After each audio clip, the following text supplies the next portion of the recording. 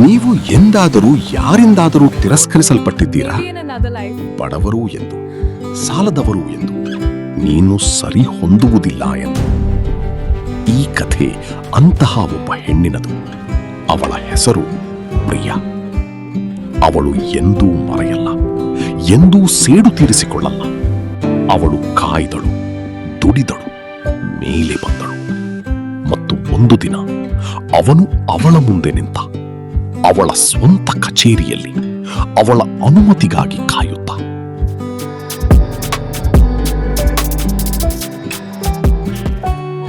ಪ್ರಿಯಾ ಮತ್ತು ರೋಹನ್ ಇಬ್ಬರೂ ಒಂದೇ ಕಾಲೇಜಿನಲ್ಲಿ ಓದಿದರು. ಆದರೆ ಅವರ ಜಗತ್ತು ಬೇರೆ ಬೇರೆ. ಪ್ರಿಯಾ ಸಣ್ಣ ಊರಿನಿಂದ ಬಂದ ಹುಡುಗಿ. ಅಪ್ಪ ಆಟೋ ಓಡಿಸುತ್ತಿದ್ದರು, ಅಮ್ಮ ಮನೆ ಮನೆ ಕೆಲಸ ಮಾಡುತ್ತಿದ್ದರು. ಅವಳು ಸರ್ಕಾರಿ ಹಾಸ್ಟೆಲ್ನಲ್ಲಿದ್ದರು. ಸೀಮಿತ ಹಣದಲ್ಲಿ ಬದುಕಿದಳು. ಆದರೆ ಅವರ ಕನಸುಗಳು ಬಹಳ ದೊಡ್ಡದಾಗಿದ್ದವು.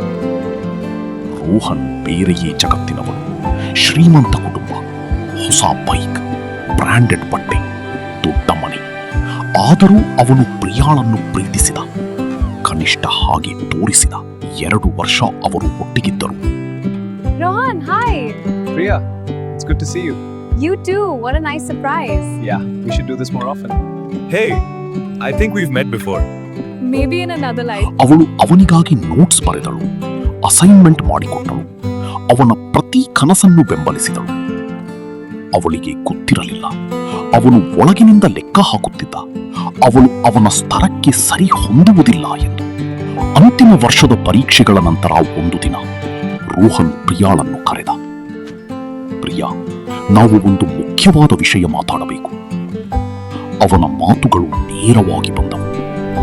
ನೋಡು ಪ್ರಿಯಾ, ನನ್ನ ಮನೆಯವರಿಗೆ ನಿನ್ನ ಬ್ಯಾಕ್ಗ್ರೌಂಡ್ ಇಷ್ಟವಿಲ್ಲ. ನಿಮ್ಮ ಮನೆ, ನಿಮ್ಮ ಸ್ಥಿತಿ, ಇದು ನಮ್ಮ ಫ್ಯಾಮಿಲಿ ಸ್ಟ್ಯಾಂಡರ್ಡ್ಗೆ ಸರಿಯಾಗುವುದಿಲ್ಲ. ನೀನು ತುಂಬಾ ಒಳ್ಳೆಯವಳು, ಆದರೆ ನಾನು ನಿನ್ನ ಜೊತೆ ಮುಂದೆ ಹೋಗಲು ಸಾಧ್ಯವಿಲ್ಲ. ಪ್ರಿಯಾ ಅಳಲಿಲ್ಲ, ಕೋಪ ಮಾಡಿಕೊಳ್ಳಲಿಲ್ಲ, ಬೇಡಿಕೊಳ್ಳಲಿಲ್ಲ. ಅವಳು ಒಂದೇ ಒಂದು ಮಾತು ಹೇಳಿದಳು. ಸರಿ ರೋಹನ್, ನೀನು ನಿರ್ಧಾರ ಮಾಡಿದ್ದು ನಿನ್ನದೇ. ಅವಳು ತಿರುಗಿ ನಡೆದಳು, ಹಿಂದೆ ನೋಡಲಿಲ್ಲ. ಆ ರಾತ್ರಿ ಮಾತ್ರ ಹಾಸ್ಟೆಲ್ ರೂಮಿನ ಮೂಲೆಯಲ್ಲಿ ಕೂತು ಅವಳು ಅತ್ತಳು, ಒಬ್ಬಳೆ, ಮೌನವಾಗಿ. ಆದರೆ ಮರುದಿನ ಬೆಳಿಗ್ಗೆ ಅವಳು ಬೇರೆ ಮನುಷ್ಯಳಾಗಿ ಎದ್ದಳು. ಪ್ರಿಯಾ ಆ ನೋವನ್ನು ತನ್ನ ಶಕ್ತಿಯಾಗಿ ಮಾಡಿಕೊಂಡಳು. ಕ್ಯಾಂಪಸ್ ಪ್ಲೇಸ್ಮೆಂಟ್ನಲ್ಲಿ ಅವಳಿಗೆ ಒಂದು ಸಣ್ಣ IT ಕಂಪನಿಯಲ್ಲಿ ಕೆಲಸ ಸಿಕ್ಕಿತ್ತು. ಸಂಬಳ ಕಡಿಮೆ, ಕೆಲಸ ಹೆಚ್ಚು. ಆದರೆ ಅವಳು ದೂರಲಿಲ್ಲ, ಬೇಸರ ಪಡಲಿಲ್ಲ.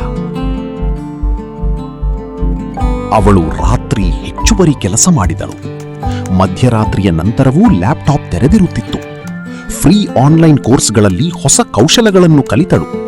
ಪ್ರತಿ ಪ್ರಾಜೆಕ್ಟ್ನಲ್ಲೂ ತನ್ನ ಗುರುತು ಮೂಡಿಸಿದಳು. ಮೊದಲ ವರ್ಷ ಮೊದಲ ಪ್ರಮೋಷನ್, 2ನೆಯ ವರ್ಷ ಟೀಮ್ ಲೀಡ್, 3ನೆಯ ವರ್ಷ ಅವಳ ಕೆಲಸ ಬೆಂಗಳೂರಿನ ದೊಡ್ಡ ಕಂಪನಿಯ ಕಣ್ಣಿಗೆ ಬಿತ್ತು. ಒಂದು ದಿನ Personally, congratulate you, Priya. That was outstanding work. Technova solutions ನಿಂದ ಮಾತಾಡುತ್ತಿದ್ದೇವೆ. ನಿಮಗೆ VP ಆಫ್ ಆಪರೇಷನ್ಸ್ ಆಗಿ ಜಾಯಿನ್ ಆಗಲು ಆಸಕ್ತಿ ಇದೆ? This is Technova Solutions HR. May I speak with Priya? Priya ಒಂದು ಕ್ಷಣ ಸ್ತಬ್ಧಳಾದಳು. ನಂತರ ನಿಧಾನವಾಗಿ ನಕ್ಕಳು. ಹೌದು, ನಾನು ಆಸಕ್ತವಿದ್ದೇನೆ. ಆ ಸಂಜೆ ಅವಳು ಅಂಗಡಿಗೆ ಹೋಗಿ ಒಂದು ಗಾಢ ನೀಲಿ ಬ್ಲೇಸರ್ ಕೊಂಡಳು. ತನ್ನನ್ನೇ ಕನ್ನಡಿಯಲ್ಲಿ ನೋಡಿಕೊಂಡಳು. ಆ ಕ್ಷಣದಲ್ಲಿ ಅವಳಿಗೆ ರೋಹನ್ ಮಾತುಗಳು ನೆನಪಾದವು. ನೀನು ನಮ್ಮ ಸ್ಟ್ಯಾಂಡರ್ಡ್ಗೆ ಸರಿಹೊಂದುವುದಿಲ್ಲ. ಅವಳು ನಕ್ಕಳು, ಮೌನವಾಗಿ.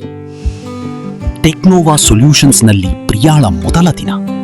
ಅವಳು ಕಾನ್ಫರೆನ್ಸ್ ರೂಮಿಗೆ ನಡೆದಳು, ವಿಪಿಯಾಗಿ. ಇಡೀ ಟೀಮ್ ಅವಳಿಗಾಗಿ ಕಾಯುತ್ತಿತ್ತು. ಬಾಗಿಲು ತೆರೆದಳು, ಒಳಗೆ ಹೆಜ್ಜೆ ಇಟ್ಟಳು. ಟೇಬಲ್ ತುದಿಯಲ್ಲಿ ಕೂತಿದ್ದ ಒಬ್ಬ ವ್ಯಕ್ತಿ ಅವಳ ಕಣ್ಣಿಗೆ ಬಿತ್ತು. ಅವಳ ಎದೆ ಒಂದು ಕ್ಷಣ ನಿಂತಿತ್ತು.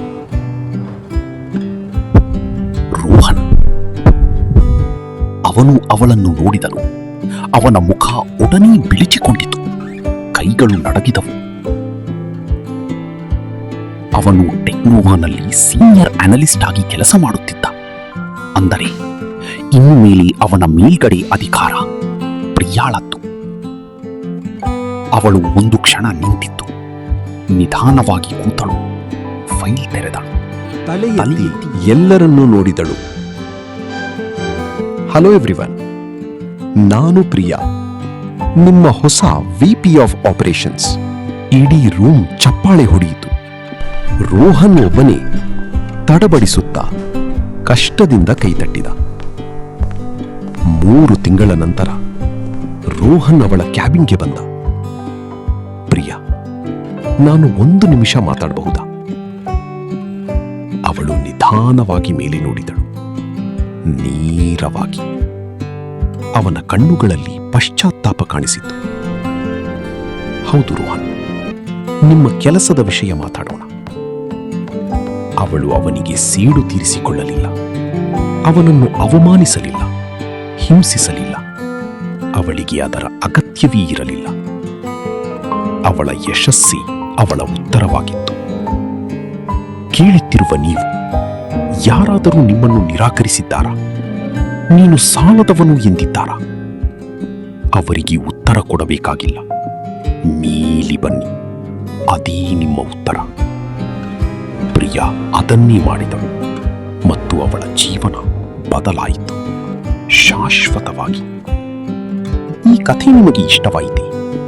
ಹಾಗಿದ್ದರೆ ಈ ವಿಡಿಯೋಗೆ ಲೈಕ್ ಮಾಡಿ, ನಮ್ಮ ಚಾನೆಲ್ ಸಬ್ಸ್ಕ್ರೈಬ್ ಮಾಡಿ, ಗಂಟೆ ಐಕಾನ್ ಕ್ಲಿಕ್ ಮಾಡಲು ಮರೆಯಬೇಡಿ. ಕಾಮೆಂಟ್ನಲ್ಲಿ ಹೇಳಿ, ನಿಮ್ಮ ಜೀವನದಲ್ಲೂ ಇಂತಹ ಒಬ್ಬ ರೋಹನ್ ಇದ್ದನೇ?